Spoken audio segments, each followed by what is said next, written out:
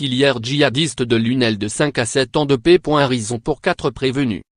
Il y a quelques jours, un habitant de Lunel, évoquant le procès de la filière djihadiste locale, espérait que la montagne n'accouche pas d'une souris.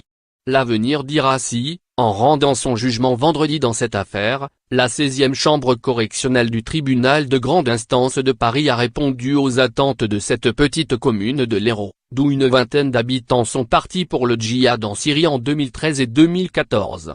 4 des 5 prévenus ont été condamnés à des peines de 5 à 7 ans de prison pour association de malfaiteurs en relation avec une entreprise terroriste, et un 5e relaxé. Le jugement a en tout cas sa cohérence. Les juges ont notamment insisté sur le rôle de 2 hommes, le logisticien Hamza Mosli, 29 ans, et l'idéologue Javad Sali, 34 ans. Le premier, qui pour les magistrats instructeurs était un personnage central du groupe de djihadistes, a été condamné, pour association de malfaiteurs et financement du terrorisme, à 7 ans, avec une période de sûreté des 2 tiers.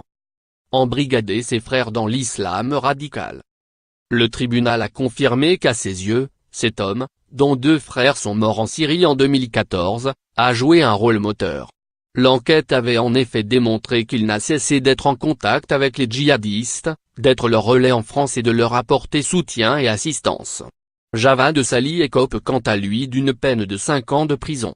Pour le tribunal, il a contribué à embrigader ses frères dans l'islam radical en animant notamment des assises religieuses à Lunel.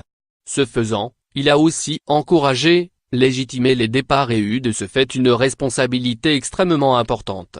La radicalité des assises animées par Javad Sali ne faisait visiblement de doute pour personne. Le seul prévenu relaxé, Saad B, 29 ans, dont les enquêteurs avaient reconnu qu'il n'était pas radicalisé, avait ainsi expliqué au tribunal qu'il avait toujours préféré quitter les lieux quand son frère, mort en Syrie en 2014, et ses amis se réunissaient autour de Sali.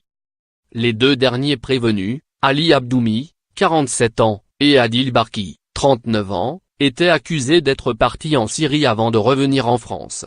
Le tribunal s'est interrogé sur le devenir et la dangerosité du premier, au comportement violent par le passé, et l'a condamné à 7 ans avec 2 tiers de sûreté.